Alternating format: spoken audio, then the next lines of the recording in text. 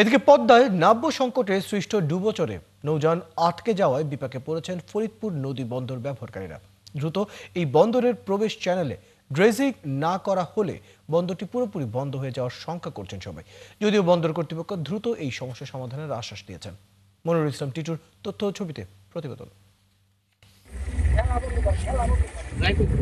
ফরিদপুর নদীবন্দর থেকে ৬ কিলোমিটার অভ্যন্তরে নর্থ চ্যানেলের বিভিন্ন স্থানে ডুবোচরে আটকে আছে পণ্যবাহী বড় ট্রলার ও কার্গো। নাবিক ও নৌযান সংশ্লিষ্টরা বলছেন, সদর উপজেলার সেলিমপুর থেকে চর ভদ্রাসনের কলাবাগান পর্যন্ত অন্তত ৪০ কিলোমিটার এলাকা জুড়ে শত শত ডুবোচর সৃষ্টি হয়েছে। প্রতিনিয়ত পানি কমতে থাকায় দৃশ্যমান হচ্ছে চরগুলো, এতে বিঘ্নিত হচ্ছে নৌযান চলাচল। ধরেন 5 কিলো বা 4 কিলো সামনে আছে আমাদের, এর ভিতরে আমরা যাতে পারি না, পানি কারণে যাইতে পারি না। 7 দিন ধরে আটকা দিছি আমরা, সেমবি ঘাট যাবো, সমস্যা পানি নাই, পানি কারণে যাইতে পারি না আমরা। তারা আরও বলেন, জাহাজ ও কার্গো চলাচলে আকার ভেদে 8 থেকে 14 ফুট পানির গভীরতা প্রয়োজন হলেও কোথাও কোথাও রয়েছে মাত্র 4 থেকে 5 ফুট, যে কারণে বড় জাহাজে মালামাল আনা বন্ধের পথে। ড্রেজিং করে দিলে সরকারের কাছে এটা আবেদন যে এইসব জায়গায় যাতে ড্রেজিং করে দেয়, তাহলে আমরা নিরাপদে চলাচল করতে পারবো। 16,000 মাল আনলে তার অর্ধেক মাল কাটি আনা লাগে, কাটি আনা লাগা আনলে পারে ব্যবসা ক্ষতিগ্রস্ত। এতে আর্থিক ক্ষতির মুখে পড়ছেন ব্যবসায়ী ও পরিবহন শ্রমিকরা। তারা বলেন, দ্রুত ড্রেজিং করে নাব্য না ফেরানো গেলে অচল হয়ে যেতে পারে বন্দর। এখানে এই বড় জাহাজগুলো আসতে পারে না, না আসতে পারার কারণে আমাদের মাল কম আনতে হয়, আর কি মাল কম আনতে হয়। মাল না আসলে আমরা কে ভাই করবো, টিপ মারবো কে ভাই, গাড়ি বন্ধ থাকবে, পড়ে থাকবে। এদিকে ফরিদপুর নদীবন্দর এলাকা পরিদর্শন করে ড্রেজিং বিভাগের সাথে সমন্বয় করে সমস্যা সমাধানের আশ্বাস দিয়েছেন আরিচা বন্দরের বন্দর ও পরিবহন কর্মকর্তারা। এটা আমরা পরিদর্শন করে দ্রুত এই দাম্পত্য সংকট নিরসন করে আমরা নৌযান চলাচলের ব্যবস্থা করব এবং এই ড্রেজিং করার জন্য ড্রেজিং বিভাগের সাথে আমরা সমন্বয় করে একত্রিত হয়ে আমরা দ্রুত ড্রেজিং করে যাতে জাহাজগুলো সুন্দরভাবে চলতে পারে এবং দাম্পত্য সংকট না থাকে এ বিষয়ে আমরা পদক্ষেপ নিয়েছি। ফরিদপুরের সিএনবি ঘাট 2015 সালের 18 আগস্ট ফরিদপুর নদীবন্দর ঘোষণা করা হয়।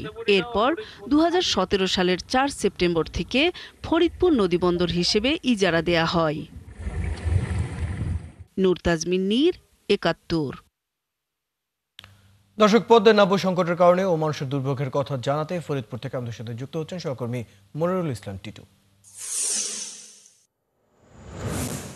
টিটু, আপনার জেলার নদী বন্দরে সর্বশেষ অবস্থা কি জানাবেন? দ্রুত নৌ বন্দরে প্রবেশের যে চ্যানেলে ড্রেজিং না করা হলে বন্দরটি পুরোপুরি বন্ধ হয়ে যাওয়ার যে শঙ্কা তৈরি হয়েছে, সেটি নিয়ে কর্তৃপক্ষ কি বলছে? কোনো পদক্ষেপ কি নেওয়া হচ্ছে?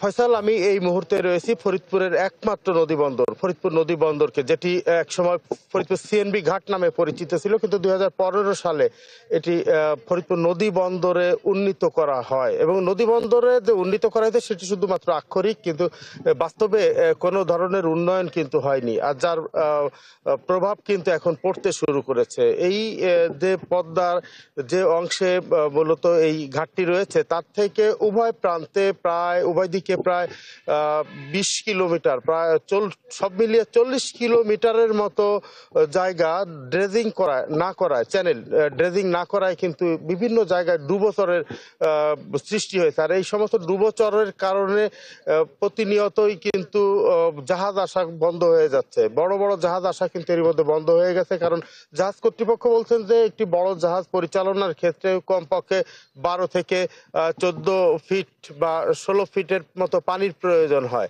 কিন্তু এই সমস্ত এলাকায় এই 40 কিলোমিটারের মধ্যে কোথাও 4 থেকে 6 ফিটের মতো পানি রয়েছে, যে কারণে এই সমস্ত জায়গা দিয়ে বড় ধরনের যে জাহাজগুলো সেগুলো কিন্তু সেগুলো কিন্তু আসতে পারছে না। আর যে কারণে কিন্তু এখন বড় জাহাজ সেগুলো আসা বন্ধ হয়ে গেছে। এই ঘাটটির গুরুত্ব অত্যন্ত, কারণ এই ঘাট দিয়েই কিন্তু সিলেকশন বালি, পাথর, খাদ্যপণ্য এবং গরু সহ বিভিন্ন ধরনের, কমপক্ষে 40 ধরনের পণ্য আনা নেয়া করা হয়।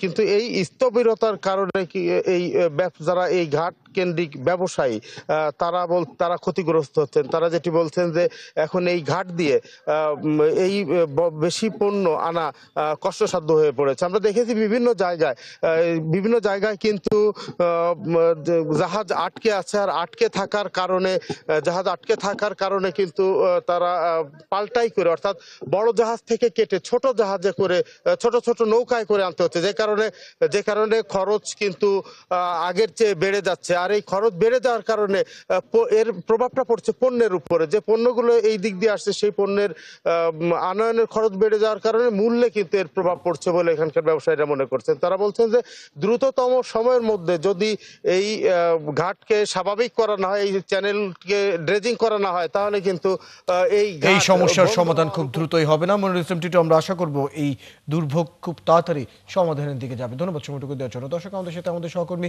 মনিরুল ইসলাম টিটু যুক্ত ছিলেন ফরিদপুর থেকে। সেখানে পদ্মার নাব্য সংকটের কারণে মৎস্যের যে দুর্ভোগ সৃষ্টি হচ্ছে সেই বিষয় নিয়ে খবর আমরা জানছিলাম।